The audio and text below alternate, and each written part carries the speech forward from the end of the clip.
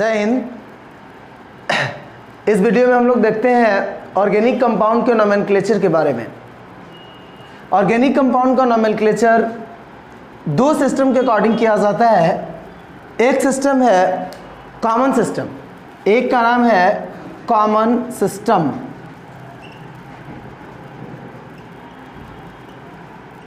और सेकंड है IUPAC system. IUPAC system common system के अकॉर्डिंग हम लोग कोई भी ऑर्गेनिक कंपाउंड का नोमेनक्लेचर उसके सोर्स के अकॉर्डिंग करते हैं। किस सोर्स से कोई कंपाउंड मिला है, जैसे एक एग्जांपल भी ले लेते हैं HCOOH। ये लाल चींटी से मिलता है। लाल चींटी का लैटिन नेम फॉर्मस है, तो साइंटिस्ट लोग बोला कि फॉर्मस से निकलने वाला जो ऑर्गेनिक कंपाउंड है उसका नाम फॉर्मिक एसिड रख देते हैं। तो अभी आपने देखा कि कॉमन सिस्टम के अकॉर्डिंग कोई भी ऑर्गेनिक कंपाउंड का नाम उसके सोर्स के अकॉर्डिंग रखा गया, लेकिन IUPAC सिस्टम के अकॉर्डिंग कुछ रूल्स हैं। उस रूल्स के जानने के बाद आप कोई भी ऑर्गेनिक कंपाउंड का IUPAC नेम लिख सकते हैं। तो IUPAC सिस्टम के अकॉर्डिंग IUPAC नेम को हम लोग लिखते हैं, और उस IUPAC नेम को लिखने में 3 पार्ट्स होते हैं। IUPAC नेम के कितने पार्ट्स होंगे? 3 पार्ट्स। वो ऑर्गेनिक कंपाउंड के 3 पार्ट्स का अलग अलग नाम लिखते हैं। एक है नाम उनमें वर्ड रूट, सेकंड है प्रीफिक्स, और थर्ड नंबर है सफिक्स। हम लोग पहले समझते हैं वर्ड रूट के बारे में। तो वर्ड रूट के बारे में समझते हैं तो इसमें देखिए, कोई भी ऑर्गेनिक कंपाउंड में जितने कार्बन अवेलेबल हैं उसके नाम को जिस वर्ड में लिखा जाता है उसको हम लोग वर्ड रूट बोलते हैं। जैसे C3 है तो उसके लिए हम लोग प्रोप वर्ड रूट का यूज करते हैं। C5 है तो उसके लिए हम लोग पेंट वर्ड रूट का यूज करेंगे। तो हम लोग पहले वर्ड रूट को लिख देते हैं आप लोग के लिए कि कितने कार्बन को क्या बोलेंगे हम लोग वर्ड रूट में।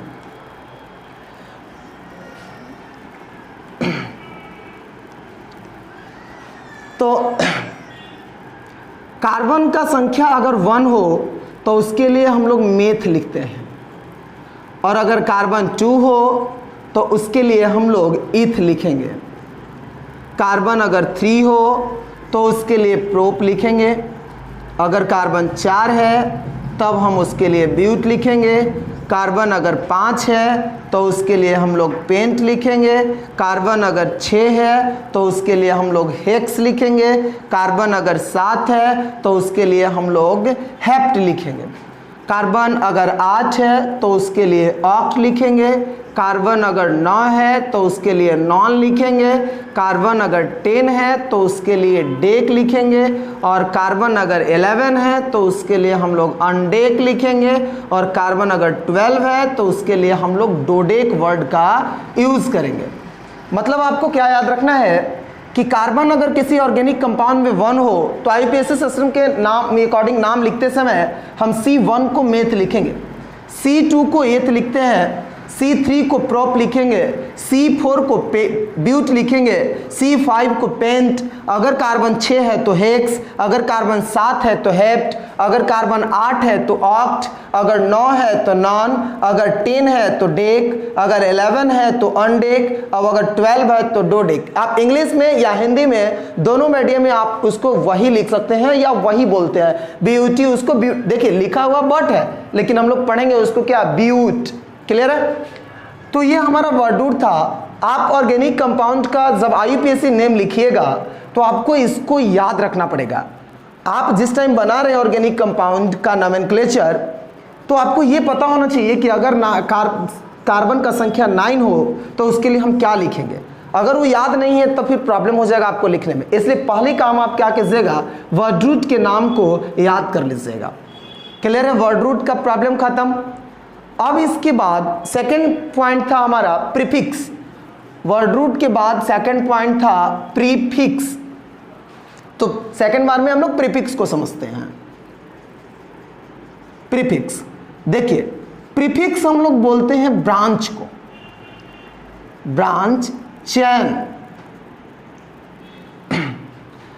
अब ब्रांच चेन किसको बोलेंगे, तो हम समझने के लिए सिर्फ आपको नेमिंग नहीं सिखा रहे ब्रांच चेन का, सिर्फ ये बता दे रहे हैं ब्रांच किसको बोलेंगे। अगर कोई organic compound CH3 CH2 CH CH3, अगर यहाँ पे एक CH3 हो तो हम इसको ब्रांच बोलते हैं, जिसको हम लोग प्रीफिक्स भी बोल सकते हैं। अगर हो सकता है यहाँ पे Cl अटैच हो तो इस Cl को हम लोग प्रीफिक्स बोलेंगे। जो लोग क्लास 10 में पहले पढ़ चुके होंगे वो लोग ब्रांच के बारे में जानते होंगे, नहीं तो अगर क्लास 10 पहली बार पढ़ रहे होंगे, अगर क्लास 10 ही पढ़ रहे होंगे तो आपको ये आपके लिए नया होगा प्रीफिक्स और ब्रांच है। जो लोग 11th पढ़ रहे हैं तो उनके लिए कोई दिक्कत नहीं है। तो यहाँ हम लोग देखें यहाँ कि Cl ये हमारा क्या था, अभी प्रीफिक्स था, CH3 ये भी प्रीफिक्स है। इसके बारे में हम लोग जब नेमिंग लिखने लगेंगे तो बता दिया जाएगा आपको कैसे प्रीफिक्स का यूज करते हैं। नॉर्मल अभी आप ध्यान रखिएगा, प्रीफिक्स ब्रांच चेन को बोला जाता है। कोई भी अगर ये कंपाउंड का जो कंटेंट है वो अगर प्रीफिक्स के अकॉर्डिंग उसका नाम लिखना हो तो प्रीफिक्स का नाम लिखता है एल्काइल ग्रुप, ALKYLE। जरूरी नहीं कि any time, generally alkyl group ही लिखता है। हम लोग इसके बारे में आगे डिस्कस कर लेंगे। थर्ड पार्ट से उसका आईपीएससी नेमिंग का सफिक्स, थर्ड पार्ट से उसका सफिक्स। देखिए सफिक्स के दो पार्ट्स हैं जो कि अभी यहीं पे समझ लेना होगा। सफिक्स के दो पार्ट से एक प्राइमरी सफिक्स और दूसरा है सेकेंडरी सफिक्स। तो प्राइमरी सफिक्स किसको बोलेंगे और सेकेंडरी सफिक्स किसको बोलेंगे ये पहले हम लोग समझ लेते हैं। तो प्राइमरी सफिक्स क्या है, तो हम लोग देखते हैं कभी एक एग्जाम, तीन एग्जाम, हम कुछ एग्जाम्पल ले लेते हैं आपका। CH3 CH2 CH2 CH3, एक और CH3 CH2 CH double bond CH2, CH3 CH2 C triple bond CH3। देखिए फर्स्ट वाले में देख रहे हैं कार्बन और कार्बन के बीच हमारा सब जगह सिंगल बॉन्ड दिख रहा है। यहाँ पे एक जगह आपको डबल बॉन्ड भी दिख गया, फिर यहाँ पे ट्रिपल बॉन्ड है। तो कार्बन और कार्बन के बीच के बॉन्ड को बताता है प्राइमरी सफिक्स। प्राइमरी सफिक्स किसको डिनोट करता है, तो कार्बन और कार्बन के बीच के बॉन्ड को। या तो कार्बन कार्बन के बीच सिंगल बॉन्ड हो सकते हैं, या तो कार्बन के बीच डबल बॉन्ड हो सकते हैं, या कार्बन कार्बन के बीच ट्रिपल बॉन्ड हो सकते हैं। अगर किसी ऑर्गेनिक कंपाउंड में कार्बन कार्बन के बीच हर जगह सिंगल बॉन्ड है तो उसके लिए हम लोग ANE यूज करेंगे। अगर डबल बॉन्ड है तो ENE यूज करेंगे, और अगर ट्रिपल बॉन्ड है तो उसके लिए हम लोग YNE यूज करते हैं। ये हमारा है प्राइमरी सफिक्स। कार्बन कार्बन के बीच सिंगल बॉन्ड तो ANE, ये भी आपको याद रखना पड़ेगा। कार्बन कार्बन के बीच डबल बॉन्ड तो ENE, कार्बन कार्बन के बीच ट्रिपल बॉन्ड तो YNE। ये हमारा प्राइमरी सफिक्स था। अब आगे आते हैं सेकेंडरी सफिक्स को समझने में। तो सेकेंडरी सफिक्स नॉर्मली हम लोग फंक्शनल ग्रुप को बोलेंगे, फंक्शनल ग्रुप। हम लोग यहाँ नोमेनक्लेचर पे ही विशेष ध्यान देंगे, हम लोग इस पे ध्यान नहीं देंगे फंक्शनल ग्रुप क्या है नहीं है। उसके लिए आप लोग अलग वीडियो आपको देखना पड़ेगा जिसमें आपको फंक्शनल ग्रुप के बारे में डिटेल्स मिल जाएंगे। तो सेकेंडरी सफिक्स में फंक्शनल ग्रुप को लिखा जाता है जैसे अगर कोई ऑर्गेनिक कंपाउंड्स में OH अटैच हो, क्या अटैच हो, OH, तो ये अल्कोहल का, ये समझ जाइए कि खानदान को बता रहा है। OH अटैच हो तो वो किसका, OH संकेत किसका होगा, अल्कोहल का। उसके लिए हम लोग सेकेंडरी सफिक्स OL यूज करते हैं। CHO अगर अटैच हो तो उसके लिए AL यूज करते हैं। अगर COOH अटैच हो तो उसके लिए हम ओइक एसिड यूज करते हैं। मतलब आपको कुछ फंक्शनल ग्रुप्स के सिंबल्स और उनके सेकेंडरी सफिक्स को भी ध्यान रखना होगा। लेकिन जब हम लोग अब ऐसा सोचेंगे कि कितना सारा याद रखेंगे हम, तो जैसे जैसे प्रैक्टिस करते जाएंगे आपको प्रॉब्लम धीरे धीरे ये खत्म होता चला जाएगा। अभी आपको नया लग रहा है तो लग रहा हो कि हार्ड है, याद करना पड़ेगा, OH को OL बोलेंगे, CHO को AL बोलेंगे, कुछ समय के लिए आपको याद रखना पड़ेगा, बाद में ये प्रॉब्लम नहीं आएगा। ये क्लियर है आपका, सेकेंडरी सफिक्स भी क्लियर हो गया, प्राइमरी सफिक्स भी क्लियर हो गया। प्रीफिक्स में थोड़ा बहुत डाउट शायद बच गया होगा, जो कि नोमेनक्लेचर लिखते समय हमारा क्लियर हो जाएगा। वर्ड रूट कंप्लीट है। अब हम लोग इसको मिटा देते हैं और ये देखते हैं आईयूपीएसी नेम हम लोग लिखते कैसे, इसको अरेंज कैसे करेंगे। ये तो चीज तो देख लिए, वर्ड रूट क्या है, प्राइमरी सफिक्स क्या है, सेकेंडरी सफिक्स क्या है, प्रीफिक्स क्या है। अब हम उसका यूज कैसे करेंगे आईयूपीएसी नेमिंग में। तो बोर्डमास हम लोग पढ़े होंगे, तो उस बोर्डमास में आपको बताया गया होगा कि अगर ब्रैकेट नहीं हो तो हम लोग ऑफ का प्रोसेस करेंगे, फिर अगर नहीं हो तो डिवीजन का, फिर उसके बाद मल्टीप्लिकेशन का, फिर एडिशन का, सब्सट्रैक्शन का, ऐसे हम लोग पढ़े थे। तो बोर्डमास टाइप का भी आईयूपीएसी नेम को सीखते हैं। तो सबसे पहले हम लोग आईयूपीएसी नेम लिखते समय प्रीफिक्स को लिखेंगे, प्रीफिक्स के बाद वर्ड रूट को लिखते हैं, वर्ड रूट के बाद प्राइमरी सफिक्स को लिखेंगे और प्राइमरी सफिक्स के बाद सेकेंडरी सफिक्स को लिखेंगे। सबसे पहले हम लोग किसको लिखे, प्रीफिक्स को, फिर उसके बाद वर्ड रूट को लिखेंगे, फिर प्राइमरी सफिक्स को, सबसे लास्ट में सेकेंडरी सफिक्स को लिखेंगे। अब हम लोग एक एग्जांपल लेते हैं, उसमें हम बता देते हैं कि कौन प्राइमरी सफिक्स है, कौन सेकेंडरी सफिक्स है, किसको वर्ड रूट मानेंगे। एक एग्जांपल, ध्यान से आप वीडियो को देखिए, कंप्लीट समझ में आपको आ जाएगा। CH3 CH2 CH2 CH, Cl attach कर दिए, CH2 CH2 और OH। यहां देखिए, जो हम Cl देख रहे हैं ये प्रीफिक्स है, ये हमारा क्या है, प्रीफिक्स है। जो OH अटैच अभी आप लोग देखे, ये हमारा सफिक्स है। उनमें भी कौन सा सफिक्स है, तो सेकेंडरी सफिक्स है। टोटल कार्बन का जो नंबर्स हैं ये हमारा वर्ड रूट है, मतलब ये इसमें जितने भी कार्बन अवेलेबल है इसके नाम को हम किसके अकॉर्डिंग लिखेंगे, तो वर्ड रूट के अकॉर्डिंग लिखेंगे। और कार्बन के बीच जो बॉन्ड देख रहे हैं वो हमारा प्राइमरी सफिक्स है।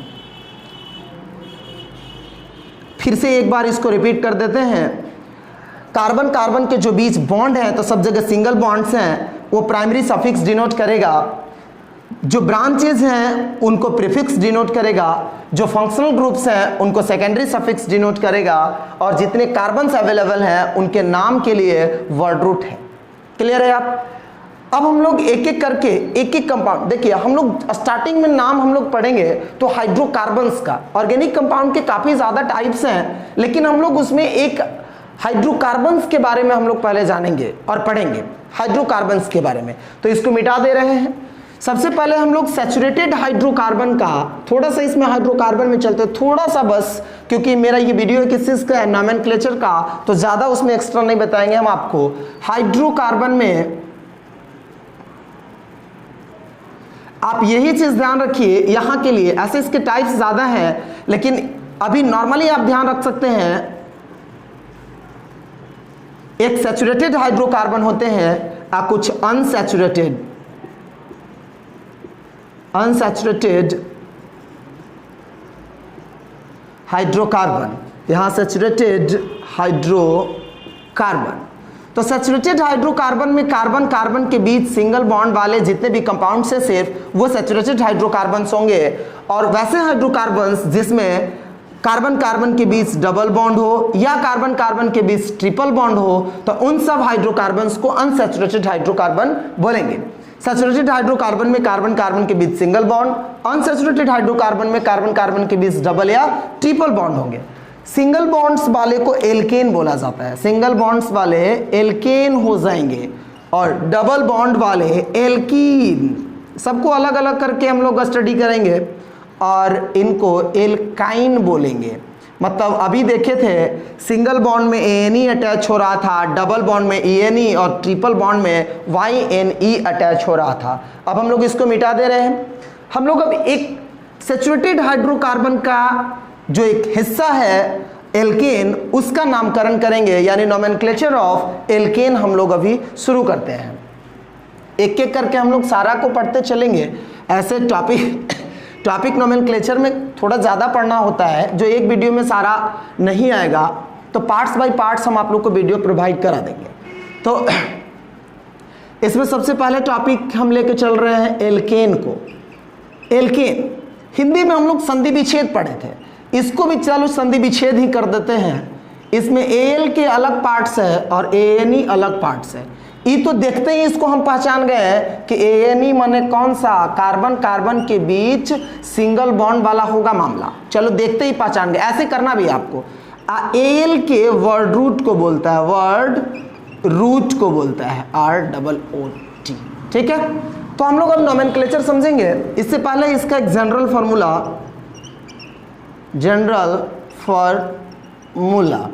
तो एल्केन का जनरल फार्मूला होता है CnH2n+2। CnH2n+2 मतलब कार्बन का संख्या अगर n है तो हाइड्रोजन का संख्या 2n+2 के इक्वल हो जाएंगे। एक एग्जांपल अगर इनमें लिया जाए तो अगर वो एल्केन का कोई एग्जांपल है जिसमें कार्बन का संख्या 4 हो तो या 4 हो तो हाइड्रोजन 2 × 4+2 = C4H10 हो जाएगा। आप कैलकुलेशन अपना कर लीजिएगा। हम लोग आते हैं अपने नोमेनक्लेचर पे। समझ में नहीं आएगा तो कमेंट कर सकते हैं। देखिए इसमें एल्केन का नोमेनक्लेचर में हम लोग पहले टाइप 1 को लेके चलते हैं। टाइप 1 को लेके चल रहे हैं, टाइप बाय टाइप करके हम लोग इसमें समझते चलेंगे। तो इसके एग्जांपल्स ले लेते हैं। CH3, CH2, CH3, CH3, CH2, CH2, CH3। एकदम बेसिक, पहले एकदम छोटा छोटा सा चीज़ के बारे में समझेंगे, उसके बाद बड़ा बड़ा बनाने लगेंगे। छोटा छोटा वाला अगर बनाने आ जाएगा तो बड़ा बड़ा वाले खुद ही बनाने आ जाएगा। चलिए, अगर हमको इसका नाम लिखना है तो अभी क्या पढ़े थे, पहले प्रीफिक्स चाहिए, फिर वर्ड रूट चाहिए, फिर प्राइमरी सफिक्स चाहिए, फिर सेकेंडरी सफिक्स चाहिए।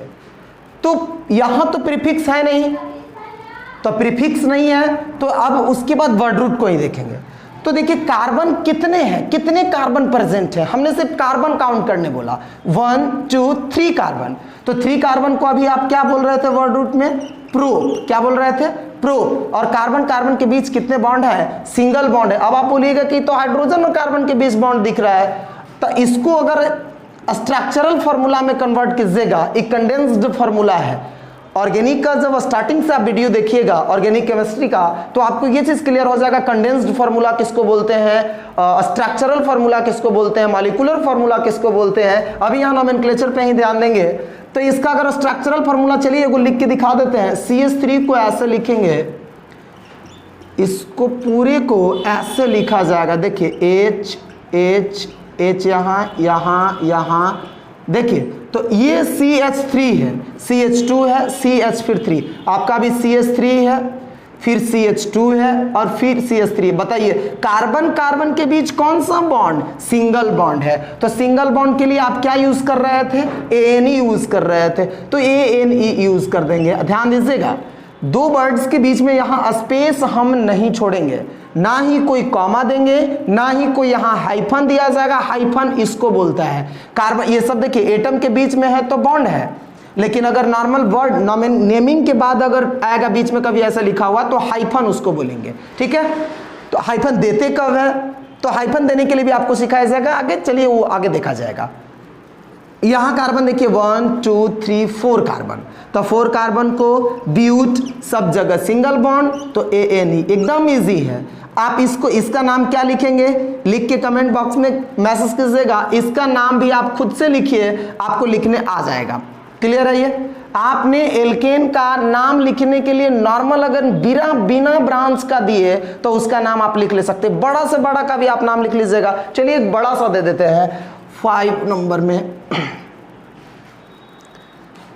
एकदम नॉर्मल सा कंपाउंड था, CH3 CH2 CH2 CH2 CH2 फिर से CH2 और CH3। देखने में बहुत बड़ा लग रहा है, और इसका नाम हम कैसे लिखेंगे? तो 1 2 3 4 5 6 7 कार्बन वाले को क्या बोलते हैं? 7 को हम लोग क्या बोलेंगे?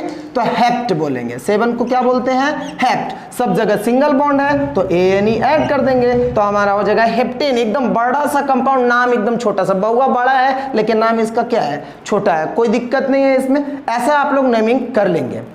इसमें हमको नहीं लगता है कि कोई प्रॉब्लम होने वाला है आपको।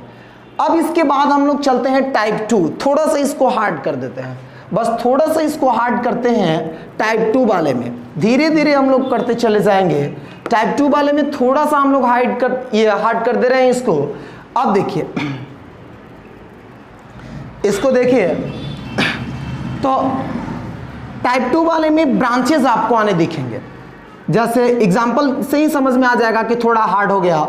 CH3 CH3 CH2 CH2 CH3। बस अभी एक एक ब्रांच वाला ही देखेंगे और वो नाम लिखने आपको आएगा।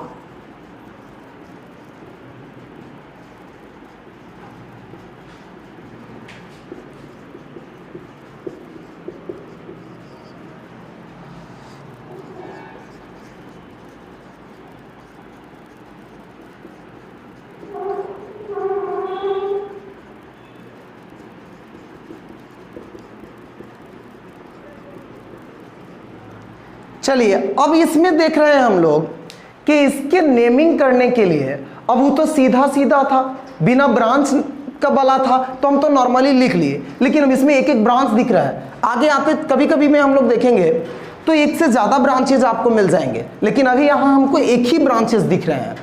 तो इसका नाम कैसे लिखेंगे हम? तो आप पहले क्या समझ लिए कि प्रीफिक्स हम पहले लिखेंगे। तो चलिए, ये भाई दिख तो रहा है सब प्रीफिक्स, इधर ब्रांच टाइप का तो दिख रहा है, आप खुद से देख के चलिए मेरे साथ। यहां से अगर ऐसे चलना शुरू किए तो चलते चलते आपको ए रास्ता मिल गया, लेकिन बीच में एक और रास्ता इधर निकला हुआ है। तो या तो ये ब्रांच है, नहीं तो ये ब्रांच है, नहीं तो ये ब्रांच है, कोई ना कोई तो ब्रांच होगा। एक अगर मेन चैन है, मेन रोड अगर एक है तो बाकी लिंक रोड होता है। बाकी जो भी छोटा छोटा रोड्स होते हैं उसको लिंक रोड हम लोग बोलते हैं। तो यहाँ उसी टाइप से अगर एक मेन चैन है तो ब्रांच चैन है। तो सबसे पहले हम लोग ब्रांच वाला जब हम नेमिंग करेंगे ब्रांच वाले कंपाउंड्स का, तो उसके लिए क्या क्या ध्यान रखना पड़ेगा, पहले इसको यहां पे ध्यान दीजिए। हम उस चीज को लिख दे रहे हैं। सबसे पहला काम आपको मेन चैन खोजना पड़ेगा। फाइंड क्या करना होगा? मेन चैन को, मेन चैन को एक ही बार लिखना पड़ेगा, बार बार लिखना नहीं पड़ेगा आपको। उसके बाद फाइंड करना होगा आपको ब्रांच चैन को, ब्रांच चैन जिसको हम लोग प्रीफिक्स बोल रहे थे। तीसरा काम नंबरिंग करना है, तीसरा काम इसमें नंबरिंग करना है। और चौथा उसका अरेंजमेंट, मतलब अब नंबरिंग तो कर लिए, अब उसका अरेंजमेंट भी जरूरी है। अरेंजमेंट तो अपने आप वहां अरेंजमेंट कीजिएगा तो नाम लिखा जाएगा। वो भी कौन सा नाम लिखाएंगे? तो IUPAC नेम। कौन से नेम? IUPAC name. अब इस चीज को थोड़ा ध्यान से समझते हैं। हमको क्या करने पहले बोला है, अब ऐसा कब करना है जब ब्रांच वाला ऑर्गेनिक कंपाउंड का नेमिंग करना हो, तो ये बात हमेशा के लिए ध्यान रखिएगा। फाइंड करना है हमको मेन चेन, तो लेकिन हमने अभी तो बताया नहीं कि मेन चेन किसको बोलते हैं। मेन चेन कहा जाता है कोई भी हाइड्रोकार्बन्स का जो सबसे बड़ा चैन होगा कार्बन का, उसी सबसे लार्जेस्ट चैन को मेन चैन बोल देंगे। तो एक बात बताइए, 1 2 3 1 2 3 4 5 1 2 3 4 5, हम क्या इसको मेन चैन मान सकते हैं? या इस वाले हाइड्रोकार्बन में सबसे लार्जेस्ट वाला चैन ये है, तो ये जो इसको हम बॉक्स में बंद कर दिए हैं ये मेन चैन है। कौन सा चैन है? इनको हम मेन चैन बोलेंगे। और ये जो है हमारा ये ब्रांच चैन हो जाएगा, जिसको हम लोग ब्रांच भी बोलेंगे। ठीक है, अब नीचे वाले इसको थोड़ा मिटा देते हैं। आप लोग अगर लिखना है तो लिख ले सकते हैं, हम थोड़ा मिटा दे रहे हैं इसको। ठीक है, स्पेस अपना बना रहे हैं। अब इस वाले में देखिए तो 1 2 3 4 1 2 3 4 5 6, तो क्या इसको मेन चैन तो बोलेंगे? ये हमारा मेन चैन हो जाएगा। और ये बच गया वो कौन सा चेन, ब्रांच चेन है। ठीक है, इसमें भी 1 2 3 4 5 6, 1 2 3 4 5, 1 2 3 4 5 6। देखिए इसमें सीधा वाला भी मेन चेन हो सकता है, चलिए हम टेढ़ा वाला मेन चेन ले लेते हैं।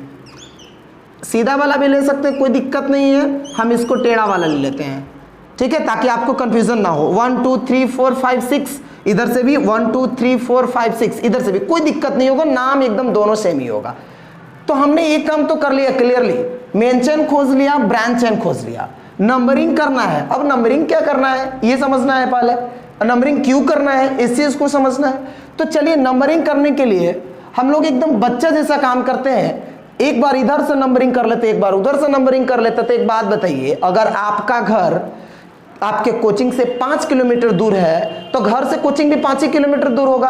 अगर इधर से भी नंबरिंग करेंगे तो 1 2 3 4 5, इधर से भी नंबरिंग करेंगे, चलिए नीचे से 1 2 3 4 5। अब आप बोलिएगा कि लगता है पगला गया है क्या, इधर से भी तो 5 उधर से भी 5, नंबरिंग क्यों अलग अलग क्यों करेंगे।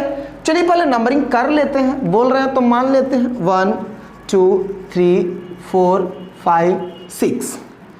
इस साइड से नंबरिंग करेंगे 1 2 3 4 5 6। इसमें भी तो मेन चैन को सिर्फ नंबरिंग कर रहे हैं हम, देखिए ब्रांच को कोई नंबरिंग हमने नहीं किया। 1 2 3 4 5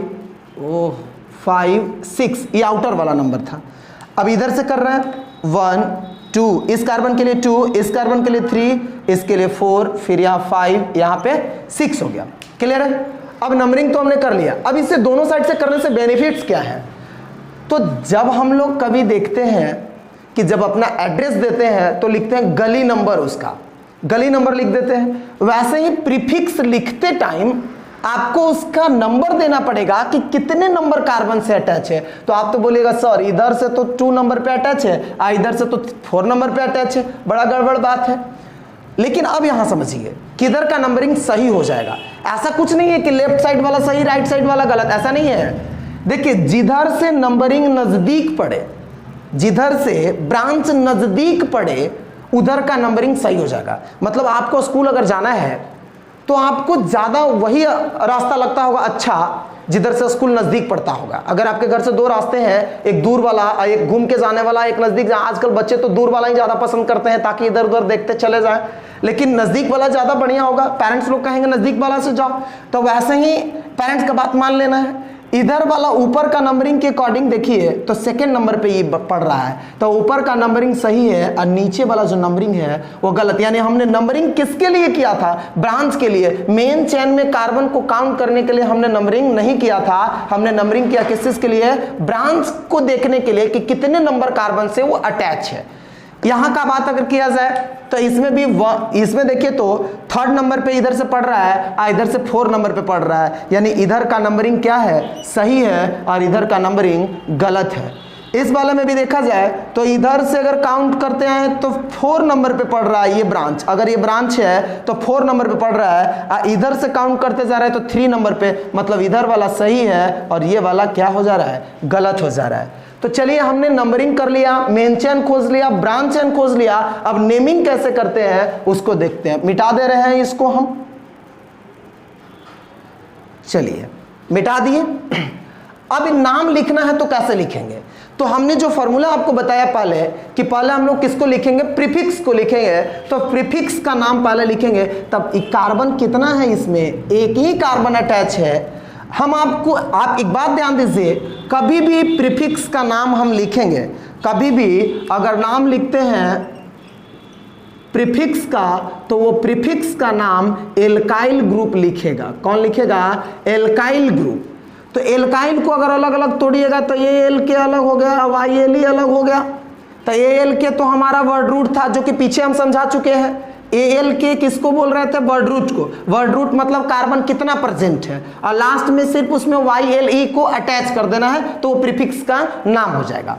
तो इसमें कार्बन कितने हैं, 1 कार्बन। तो 1 कार्बन के लिए हम लोग मेथ यूज करेंगे। लेकिन फिर एक बात याद रखिए, ब्रांच का नाम लिखने से पहले वो कितने नंबर कार्बन पे अटैच है उसको लिखना पड़ेगा। तो सेकंड नंबर पे अटैच है तो 2 लिखेंगे। एक कार्बन के लिए मीथ वर्ड का यूज करते हैं और इसके लिए YL ही अटैच करेंगे। याद रखना है कभी भी लास्ट में जिस वर्ड को हम लिख रहे हैं अगर उसके आगे भी कोई वर्ड लिखना हो तो इस नेमिंग वाले में ई को हटा देंगे। ये लास्ट का जो वॉवेल है इसको क्या कर देंगे, हटा देंगे। तो ई को रिमूव कर दिया। अभी नहीं, कॉपी में आप काट कूट कीजिएगा, आप डायरेक्ट YL सिर्फ अटैच कीजिएगा।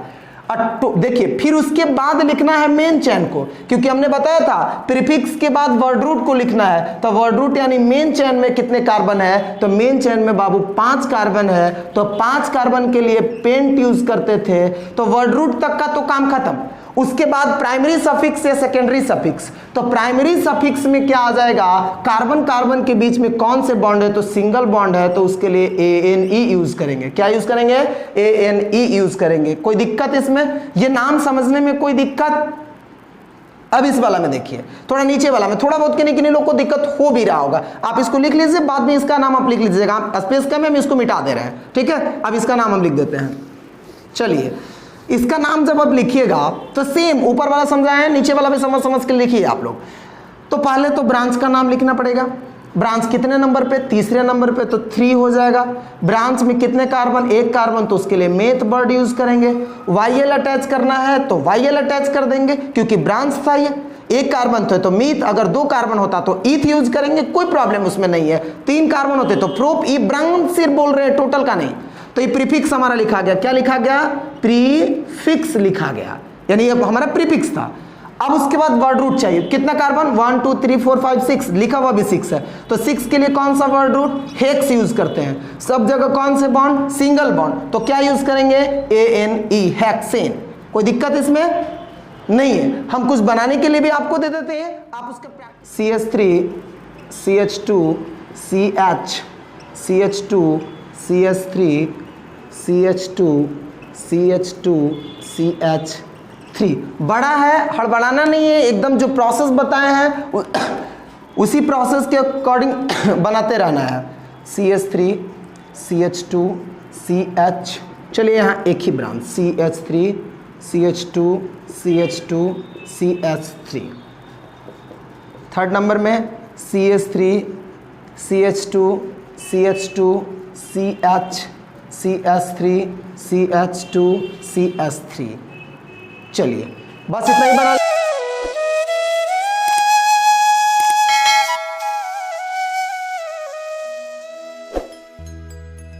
जहाँ